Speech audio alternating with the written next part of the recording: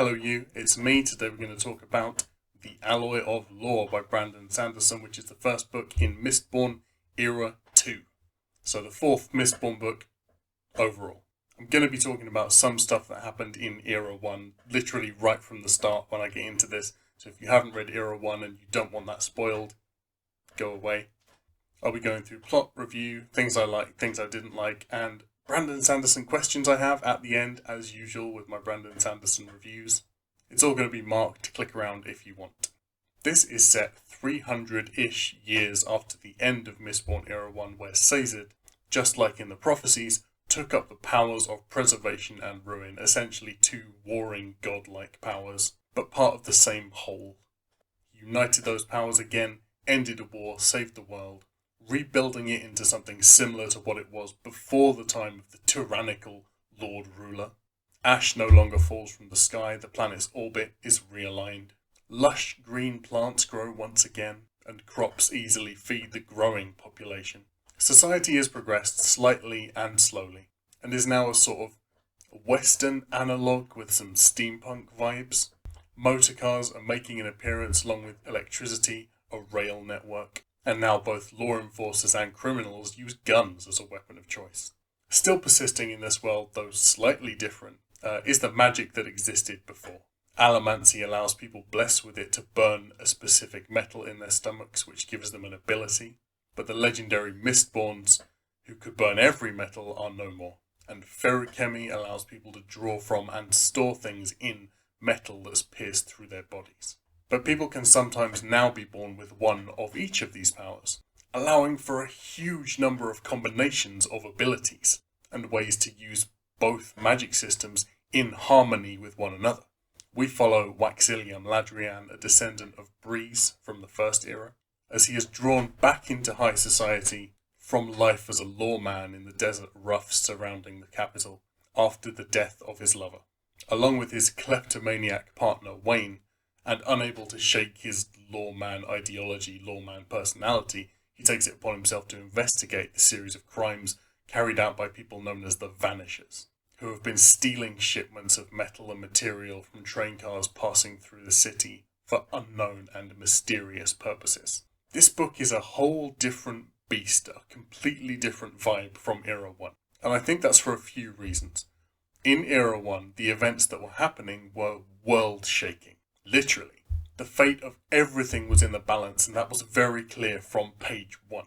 Whereas in this one, Sazed has taken up godhood hundreds of years ago, reshaped the world to be perfect, and the adversaries and the events that are happening are on a much smaller scale. The only real conflict in this world seems to be between these minor religious sects who interpret things that happened in the past in very different ways. Going into the Final Empire, you have this concrete direction from the beginning, and the story is about how are they going to achieve the goal. But with this one, the events in the first book seem quite insular, and I'm still not sure at the end of this book what the events are that are going to make Era 2 its own story, and not make it a series of small, unimportant in the grand scheme of things events over 4 books.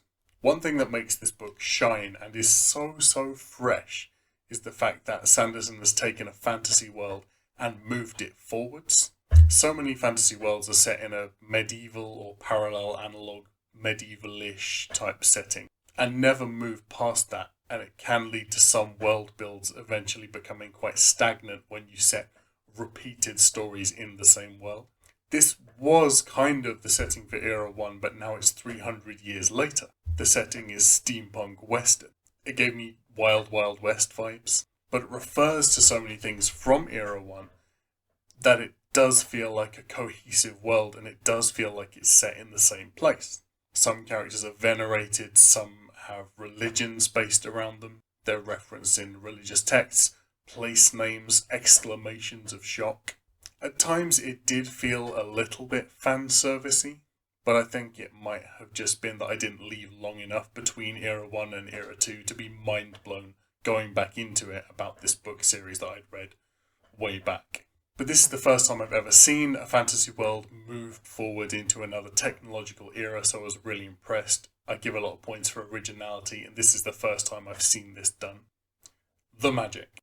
We now have the magic we had before, but we have it in combination. In the list in the back of the book, there are 16 metals, which have both an allomantic and a ferrochemical property.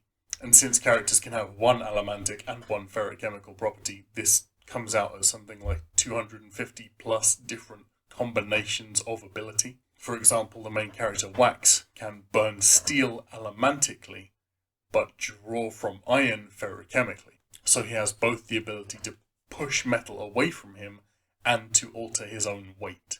His partner Wayne can burn bend alloy to speed up time around himself, and then ferrochemically draw from the healing power he stored in gold to repair his own wounds. Each of these many combinations has a unique name, I think, and I think the whole idea to combine the two magic systems and make it something so much bigger than the sum of its parts was such a fantastic choice. What the lack of Mistborn does for the story is fantastic. The story is so action-packed. There is just fight scene after fight scene, and because you don't have these characters who can bend every metal and use, 10, 15 different abilities in every fight, the characters with a much narrower band of specialist skills have to be much more clever in how they use them. So for me, the action scenes in this were actually a hell of a lot more interesting than the action scenes in Era 1. I feel like I have a lot more admiration for characters who have to use their brains during a fight and don't just rely on having trained reflex and physical skill. And I honestly liked pretty much every character in this book. Much more than in Era 1, Sanderson here introduces a lot of characters who are just so instantly likable. In Era 1, you had characters introduced who were sort of silhouettes, cardboard cutouts, and they are slowly fleshed out over the course of the story. You build admiration for them because of what they do, and they shape your opinion of them through their actions until you are so attached to them. But in this one, you had people burst in, and within 5 minutes, you're like, oh my god, I would die for this person. And I think it's a lot to do with humour. This was a lot funnier than Era 1, and from what I've read about a lot of other people, what they've said about it, it seems very divisive. It's also a little odd that this book was so much heavier on the humour, considering how much lighter it is in dialogue. There's a lot less dialogue in Era than in Era 1. There's a lot less in the way of politics. And maybe that's the symptom of a story with a smaller scope, I don't know. That it's just more focused on showcasing a new era of a world. And something else that just makes this story so fun and read so fast is that essentially this is just a buddy cop story. This is a format we all know, and having it in a fantasy setting is just so cool. And while you have these great, amazing main characters who you're rooting for the whole time, the villains in this were really cool too. The fights between two completely different, not systems of magic, but styles of magic, were so well choreographed and fast-paced that I was just reading them with my heart pounding. I think this, much more than Era 1, would lend so well to cinematic, either live action or animated, adaptation. This book does start to ask some interesting questions. With a perfect world having been created, are people unavoidably greedy and bad? Will there always be villains in a world of providence? Will people always create a class divide? Will there always be an us and a them? I wonder if this series is going to have an explanation for that later on, or whether it's just a really pessimistic view of society. It also starts to ask questions about what the responsibility of a god is, about reliance on a higher power, about how much somebody who can intervene should intervene. Quick thing I liked, but it's a spoiler for this book, so if you don't want that, go away. A thing that I think really tied this book to the previous era happened right at the end, and it was the reappearance of Marsh. It raised a lot of questions about what he's been doing in the interim, and makes you question immediately what other stuff is going to be carried over. I'm excited now, after that things are not gone for good, so I'm racking my brains trying to decide what else I think is going to come back. But, on the other hand, I guess, this could make it feel like the problems in this book are just carryover problems from Era 1, and I do worry that Era 2 is going to lack its own personal identity because of that. Hopefully it will be fine. Fingers crossed. The only thing I did feel was a bit off was that, not really a spoiler, but it sort of has Era 1, Era 2, and not a lot of explanation or reference to things that have happened in the interim. You just sort of expected to say, yep, that's how progress goes, and accept it. This level of advancement, this level of change in scenery, all checks out. I would like less references to Era 1 and maybe some callbacks to things that have happened and explanations of things that have happened in the last 300 years. As always, with Sanderson, there's questions I have about the world build. Less this time because I think most of the info dropped in this book was to harken back to previous times. And I think there's probably, hopefully I'm wrong, but I think there's less foreshadowing to pick up on. Either that or it's totally gone over my head and I've missed it all. So it talks about Colossus blood, about how people can have Colossus blood. We don't directly meet any pure Colossus, but they're still around. So how do you get Colossus blood? Are people going and having sex with these big stretchy blue skin monsters? And if you have Colossus blood, can you go the other way and have Kandra blood, considering they both kind of have the same root origin in having once been people? Back in Era 1, while Allomancers, except Mistborns, could only use one metal, Sazed, and I'm assuming all the other ferrochemists, the terracemen, could ferrochemically access every metal if it was pierced through their body. We see Sazed access copper, access iron, access gold over the course of Era 1. He can do all of it. But why now, when somebody is blessed with ferrochemy, can they only draw from one metal? Is that a stop put in place by Sazed to stop people becoming overpowered? Or is that from Terrace people having kids with people of other races and the bloodline that carries ferrochemy being diluted? I had pointed out to me by Brian Casey from Books Before Death that 16 is a recurrent number through this series. So I'm waiting to see what relevance that turns out to have.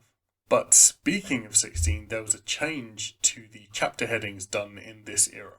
And I'm not sure why. In Era 1, each chapter was headed by a symbol of a metal, and the symbols run 1 through to 23 unique symbols, and then back to 1. Allomantic symbols in the first book, ferrochemical symbols in the second book, and I'm assuming hemalurgic symbols in book 3. But in this book, and the next one I checked, they run 1 to 16 and then start again with duralumin. So iron, steel, blah, blah, blah, blah, then back to the start, iron, duralumin, steel, duralumin, and I don't know why the choice was made to do that. But I feel like it means something because with Sanderson, very little turns out to be trivial.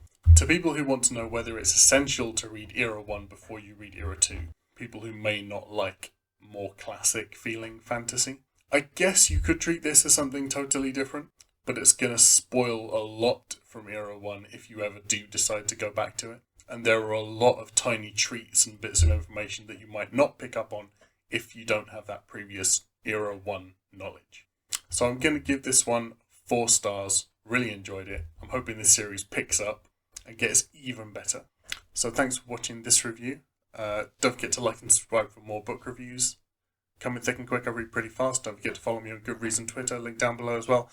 And don't forget to join our Interstellar Book Club if you like science fiction. I'll link that in the description too. I'll see you soon for the next one. Bye.